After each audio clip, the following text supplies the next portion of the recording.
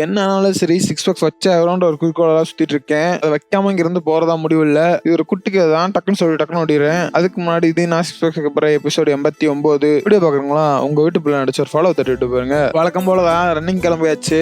நேத்து கால் ரொம்ப அடி வாங்கிருந்துச்சு. ஒழுங்கா ஓட முடியல. இன்னைக்கு கொஞ்சம் பரவாயில்ல. கொஞ்சம் ஓடுறப்ப பெட்டரா இருந்துச்சு. அதுக்காண்டி ஓவரா ஓடி எதுவும் ஆக வேண்டாம்னு சொல்லி அளவா ஓடிட்டு அப்படியே வீட்டுக்கு ரன் ஆயிட்டேன். ஏன்னா அப்பதான் பெங்களூர் நடக்கிற 21 கிலோமீட்டர் ஓடுற அளவுக்கு நமக்கு தெம்பு இருக்கும். நம்ம என்னைக்குமே எந்த மேரத்தானுமே ஓடி தான் முடிச்சிருக்கோம். ஓடாம பாதி வழியில நடந்து எதையுமே முடிச்சதில்ல. ஒரே ஒரு ஃபுல் மேரத்தான தவிர அந்த ஹாஃப் மேரத்தான்ல எந்த தங்கு தடவையிலும் வராம ஓடியே முடிக்கணும்ன்றதா வேண்டுகோள். அதனால அப்படியே வீட்டுக்கு வந்துட்டு காலை உணவு முடிச்சுட்டு பொறுமையா ஜிம்முக்கு கிளம்பியாச்சு. ஜிம்முக்கு போய் இன்னைக்கு ஏதாச்சும் ஒரு ஸ்பெஷலைஸான ஒர்க் அவுட் பண்ணலாம் தான் நினைச்சேன். ஆனா இப்பதான் பாடி கொஞ்சம் பெட்டர் ஆயிட்டு வருது. கண்டது கட்டி இது பண்ணி கண்டமேனுக்கு ஏதாச்சும் ஆகிறதுக்கு பதிலா ஒரு ஃபுல் பாடி ஒர்க் அவுட்டே என்னைக்கும் போட்டு பொறுமையா போயிடலாம் அப்படின்னு முடிவு எடுத்தாச்சு. வழக்கம் போலதான் ஒவ்வொரு பார்ட்டுக்கும் ரெண்டு வேரியண்டா போட்டு டீசெண்டா முடிச்சுட்டு டீசெண்டா கிளம்பியாச்சு. முடிக்கிறப்ப கொஞ்சமா ஸ்ட்ரெச் பண்ணி முடிச்சாச்சு. அப்பதான் பாடியோட ஃபிளெக்சிபிலிட்டி கொஞ்சம் பெட்டரா இருக்கும். அது பண்ணதுக்கு அப்புறம் தான் ஸ்டிஃப்னஸ் கொஞ்சம் கம்மியா இருக்கு. இப்படியே நான் முடிச்சிட்டேன். ஆனா என்னோட உடற்பு இன்னும் முடிக்கல. சரி ஓகே, அது முடிக்கிறதுக்குள்ள ரிலையன்ஸ்ல போய் சில சாமான் வாங்கணும்னு சொல்லி அந்த சாமான்லாம் வாங்கிட்டு அப்படியே போய் கொஞ்சம் முட்டையை உசார் பண்ணிட்டு அந்த பிள்ளையும் திரும்ப வரப்ப கூப்பிட்டுட்டு அப்படியே வீட்டுக்கு ரிட்டர்ன் அடிச்சாச்சு. அப்படியே ஃப்ரெஷ் ஆகிட்டு கையோட மதிய சாப்பாடே முடிச்சாச்சு. நான் சிக்கன் வாங்காம இன்னைக்கு போறதா நமக்கு முட்டை தான். அதை முடிச்சுட்டு சரி ஓகே நான் துரந்தர் படத்தை பார்ப்போம்னு 3 நாளா பார்த்துட்டு இருக்கேன். முடிய மாட்டேங்குது.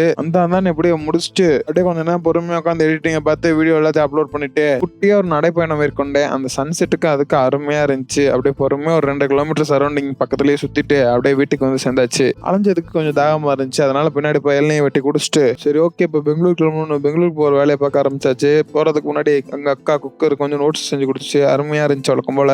சரி ஓகே பஸ் ஸ்டாப்ல இருக்க யாராச்சும் வருவீங்கன்னு ஃபோன் பண்ணா எல்லாரும் பிஸியா இருந்தாங்க. அந்த நேரத்துல தான் கடவுள் மாதிரி காப்பாத்த நண்பர் வந்தாரு. நண்பர் வந்த ராசியா என்னன்னு தெரியல. வந்தன்மே திண்டுக்கல் பஸ் இருந்துச்சு. அதுல ஏறி அப்படியே திண்டுக்கல் போய் இறங்க அங்க சேலம் பஸ் இருந்துச்சு. அங்கிருந்து சேலம் கிளம்பியாச்சு.